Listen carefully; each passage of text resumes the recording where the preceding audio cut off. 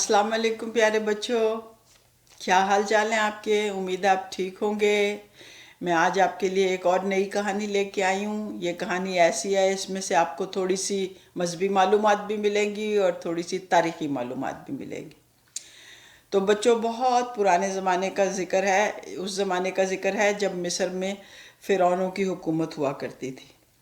اور وہ زمانہ ایسا تھا جب لوگ بہت زیادہ وہمی تھے۔ ان کے بادشاہ اپنے درباروں میں نجومی، جوتشی، جادوگر وغیرہ سب رکھتے تھے۔ اور جس فرعون کا میں ذکر کر رہی ہوں، اس کے دربار میں بھی بہت سے نجومی اور جادوگر وغیرہ موجود رہتے تھے۔ ان سب نے حساب کتاب لگا کے اس کو بتایا کہ اس سال مصر میں ایک لڑکا پیدا ہوگا جو تمہاری حکومت الٹ دے گا، تمہیں بھی اور تمہارے سارے خاندان کو، رعایا کو، سپاہیوں کو، تمہارے سب کو غرق کر دے گا۔ وہ بہت پریشان ہوا، اس نے کہا میں پیدا ہی نہیں ہونے دوں گا۔ اس نے نا اپنے جاسوس چھوڑ دیے اور ہر گھر پہ وہ نشان لگا دیتے جہاں کوئی ان کو پتہ چلتا کہ بچہ پیدا ہونے والا ہے، اور جہاں جہاں جس گھر میں لڑکا پیدا ہوتا اسے قتل کروا دیتا اور جو لڑکی ہوتی اس کو چھوڑ دیتا۔ تو اس طرح وہ پورے شہر میں مصر میں پورے اس کا جاسوسی کا جال پھیلا ہوا تھا۔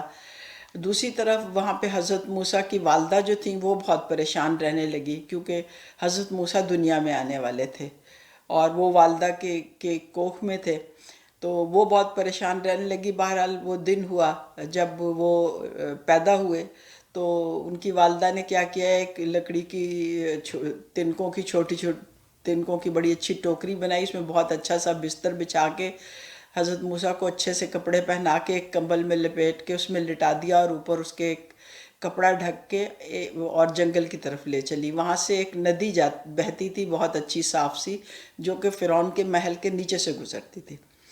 آپ نے حضرت موسیٰ علیہ السلام کو اس ٹوکری میں رکھ کے اس ٹوکری کو اس ندی میں بہا دیا، اور ان کی بڑی بہن ساتھ ساتھ تھی والدہ کے، وہ ندی کے دوسرے کنارے ساتھ ساتھ چلتی رہی۔ وہ والدہ کے ساتھ واپس گھر نہیں گئی، اس کا دل نہیں چاہ رہا تھا اپنے بھائی کو چھوڑ کے جانے کو، وہ ساتھ ساتھ چلتی رہی۔ ایک جگہ جا کے جہاں پہ وہ ندی تھوڑی سی تنگ ہو جاتی تھی، وہ اس کے فرعون کے محل کے نیچے سے گزرتی تھی، وہ اس نے کچھ راستہ گھیر کے پلر بنا کے تنگ کر دیا تھا۔ وہ ٹوکری ذرا سا رکی تو اس نے دیکھا کہ اوپر ان کی فرعون کی جو تھی نا بیوی آسیہ، وہ بیٹھی تھی اور فرعون بھی تھا۔ اس نے فوراً اپنے غلاموں کو حکم دیا کہ ٹوکری نکال کے لاؤ ندی میں سے۔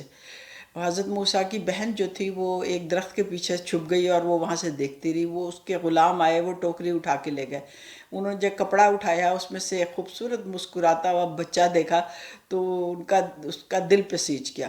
نے کہا میں اس بچے کو گود لے لوں گی، میں اس بچے کو جو ہے نا پھینکوں گی نہیں، مرنے نہیں دوں گی۔ فرعون کہنے لگا ہو سکتا ہے یہ وہی بچہ ہو جس کے متعلق نجومیوں نے کہا۔ اس نے کہا وہ تو مصر میں پیدا ہونا تھا، یہ ندی تو پیچھے سے بہت دور کئی ملکوں میں سے ہو کے آتی ہے، تو وہ تو مصر کا تو تم نے کوئی بچہ چھوڑا نہیں، یہ مصر کا تو بچہ ہے بھی نہیں، اس کی شکل اور فیچر بھی نہیں بتاتے کہ یہ مصر کا بچہ ہے، میں اس کو پالوں گی۔ بہرحال انہوں نے پالی۔ وہ بہت نیک عورت تھی، فرعون کی جو بیوی تھی وہ نیک عورت تھی، اس کا نام جو ہے وہ مذہبی کتابوں میں بھی آتا ہے۔ تو انہوں نے اس کو لے لیا۔ اب پالنا تو تھا، لیکن مشکل یہ پیش آئی کہ بچے کو دودھ کہاں سے پلایا جائے، کیونکہ اس زمانے میں فیڈر نہیں ہوتے تھے، نہ دودھ کے ڈبے ہوتے تھے۔ تو اس زمانے میں یہ رواج تھا کہ جن عورتوں کے اپنے چھوٹے بچے ہوتے تھے وہ امیر لوگوں کے بچوں کو دودھ پلاتی تھیں اور معاوضہ لیتی تھی، یہ ان کا ایک اکنامک ایکٹیویٹی تھی۔ تو انہوں نے بہرحال منادی کرا دیا، پورے مصر سے عورتیں بلا لی جن کے چھوٹے چھوٹے بچے تھے، جو لڑکیاں ہی بچی تھیں، لڑکے تو انہوں نے مروا دیے تھے، وہ دودھ پلائیں۔ حضرت موسیٰ نے کسی کے دودھ کو منہ نہیں لگایا، اور جب یہ بات عام ہوئی تو ان کی والدہ بھی گئیں، اور انہوں نے جا کے ان کا بھی انٹرویو ہوا، انہوں نے جا کے حضرت موسیٰ کو دودھ پلایا، حضرت موسیٰ نے فوراً دودھ پی لیا، اور وہ بچوں دو ڈھائی سال، سوا دو سال اپنی والدہ کے منہ پہ دودھ پہ پلے۔ اب آپ یہ دیکھیں، اس کو کہتے ہیں خدا کی خدائی، کہ اسی فرعون کے گھر میں حضرت موسیٰ کو پالا اور اسی والدہ کا دودھ پلوایا خدا نے۔ تو موسیٰ کیونکہ فرعون تو اپنے آپ کو خدا کہتا تھا، لوگوں کو کہتا تھا کہ مجھے خدا کہو، وہ بہت زیادہ ظالم تھا، لوگوں پہ بہت ظلم کرتا تھا اور خدائی کا دعوے دار بھی تھا، وہ اپنے آپ کو سب کچھ سمجھتا تھا۔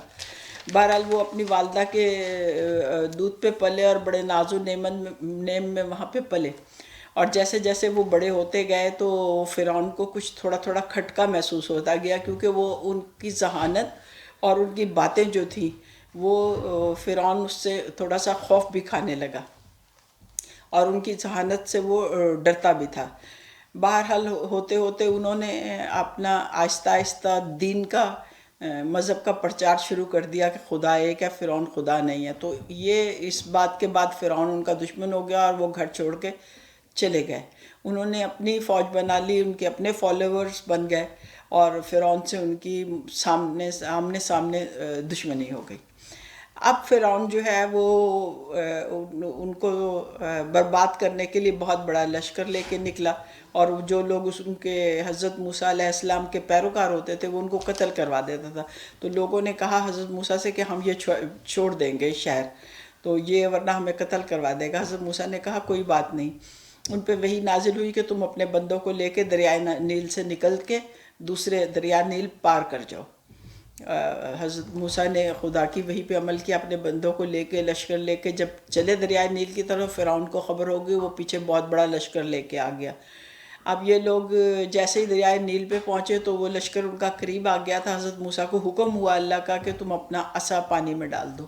انہوں نے اپنا عصا پانی میں ڈالا، پانی میں راستہ بن گیا۔ تو ساری ان کے جو فالوور تھے، ان کے گھوڑوں والے، پیدل جو بھی تھے، سب لوگ، بچے چھوٹے بڑے، سب اس راستے سے نکل کے نیل پار کر گئے۔ اور اس کے پیچھے پیچھے جو ہے نا فرعون کی فوج بھی، انہوں نے بھی گھوڑے ڈال دیے اسی راستے پہ، اور وہ بھی ان کے پیچھے پیچھے آنے لگے۔ اب وہ جو حضرت موسیٰ علیہ السلام کے فالوور تھے وہ کہنے لگے یہ تو ہمارے پیچھے ہی آ رہا ہے، یہ ہمیں دوسری طرف آ کے بھی مار دے گا، اس کا تو طاقت اس کے پاس زیادہ ہے، اسلحہ اس کے پاس زیادہ ہے، لوگ اس کے پاس زیادہ ہیں۔ حضرت موسیٰ علیہ السلام نے کہا آپ فکر نہ کرو، ڈرو نہیں، ہمارے ساتھ خدا ہے۔ اور جیسے ہی اس کی ساری فوج بالکل دریائے نیل کے بیچ میں پہنچی، اور تو خدا نے دریائے نیل سے وہ راستہ ختم کر دیا اور وہ پانی مل گیا، پانی دوبارہ اسی چدومت سے، اور فرعون کی ساری فوج فرعون سمیت جو ہے وہ دریائے نیل میں غرق ہو کے ختم ہو گئی۔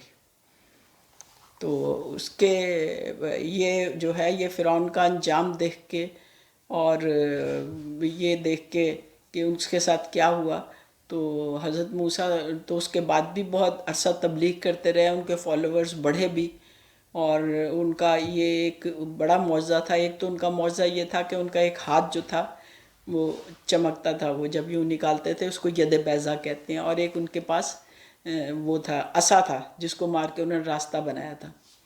تو یہ دونوں چیزیں تھیں، اور اس بڑے معجزے کی وجہ سے، فرعون کے مر جانے کی وجہ سے، ان کے فالوورز جو ہیں وہ کافی تعداد میں بڑھنے لگے، اور حضرت موسیٰ نے کافی عرصہ لمبی زندگی گزاری اور اپنی تبلیغ بھی کی خدا کے حکم سے۔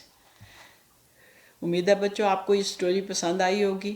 بہت بہت شکریہ، تھینک یو۔